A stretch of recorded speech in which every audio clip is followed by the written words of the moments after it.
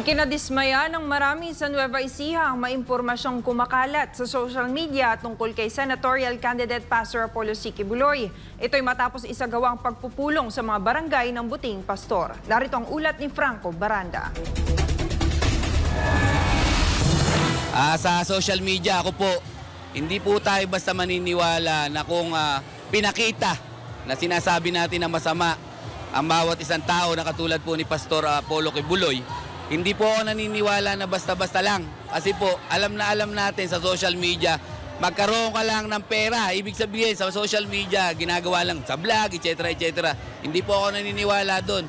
At isa pa po, ako po yung kahit nasabihin natin na mahirap, pero nag-iisip din po ako, nakikita ko rin po sa tao kung ano po yung kanyang ginagalawan, kung siya po yung nagsasabi ng totoo at hindi.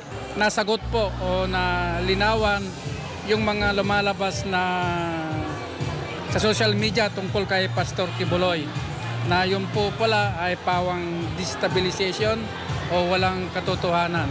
So, talinawan po ng ating mga kabarangay dito yung pong mga inaakusa sa kanya.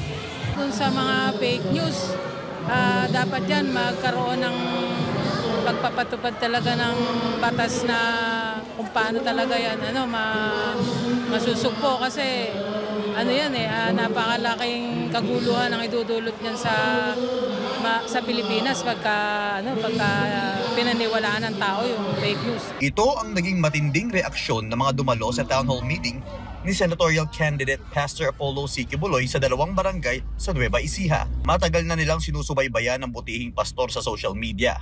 Subalit, madalas nila natatanggap ay ang negatibong impormasyon.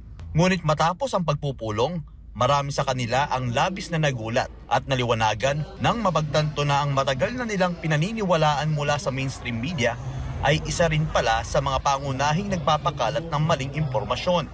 Ayon sa kanila, isang napakahalagang hakbang ang ginagawang town hall meeting ng butihing pastor upang labanan ang fake news. Sa pamamagitan nito, mas nagkakaroon sila ng masusing pangunawa sa epekto ng social media, kung paano ito maaaring maging kasangkapan ng panlilinlang o kaya'y isang daluyan ng katotohanan. Sobrang importante kasi lalo sa mga liblib na lugar sa iba't ibang panig ng Pilipinas, lalo na dito sa pinuntahan namin ngayon, dito sa Nueva Ecija, talagang bulag sa katotohanan yung iba nating mga kababayan, lalo sa pagdating sa balita. Nakikita ko sa mga kababayan natin na talagang sila ay talagang naliliwanagan, no, at sila ay talagang